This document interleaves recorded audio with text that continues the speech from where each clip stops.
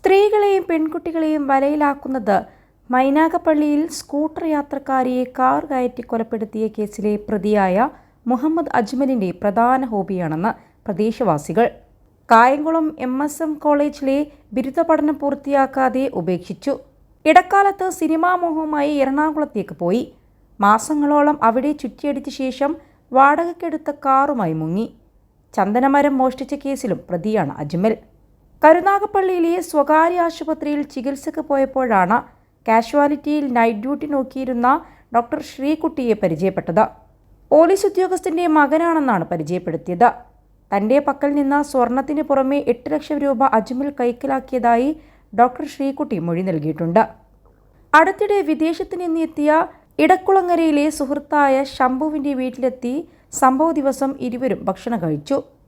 ശംഭുവിന്റെ കാറിൽ കരുനാഗപ്പള്ളിയിലേക്ക് പോകും വഴിയാണ് തിരുവോണ ദിവസം വൈകിട്ട് 5:47 മൈനാഗപ്പള്ളി ആനൂർക്കാവിൽ വെച്ച് സ്കൂട്ടർ യാത്രക്കാരായ കുഞ്ഞുമോളെയും ഫാത്തിമയെയും ഇടിച്ചിട്ടത്. കുഞ്ഞുമോളുടെ ശരീരത്തിലൂടെ കാർ കയറ്റിയിറക്കി അജ്മലും ശ്രീകുട്ടിയും രക്ഷപ്പെടുകയായിരുന്നു. സ്കൂട്ടർ ഓടിച്ചിരുന്ന ഭർത്തൃ സഹോദരന്റെ ഭാര്യ ഫാത്തിമ പരിക്കുകളോടെ ചികിത്സയിലുമാണ്. അതേസമയം മുഹമ്മദ് അജ്മലും ഡോക്ടർ ശ്രീകുട്ടിയും രാസലഹരി ഉപയോഗിച്ചെന്നും സംശയമുണ്ട്. രക്തസാമ്പിൾ ക്ലിനിക്കൽ പരിശോധനയ്ക്ക് അയക്കുമെന്നും ശാസ്താംകോട്ട DYSP ജലീൽ തോട്ടത്തിൽ അറിയിച്ചിട്ടുണ്ട്. അജ്മലിന്റെ ഡ്രൈവിംഗ് ലൈസൻസ് റദ്ദാക്കുമെന്ന് കൊല്ലം RTO NC അജിത് കുമാറും പറഞ്ഞു. അജ്മൽ കൊല്ലം ജില്ലാ ജയിലിലും ഡോക്ടർ ശ്രീകുട്ടി അട്ടംകുളങ്ങര വനിതാ ജയിലിലും റിമാൻഡിലാണ്.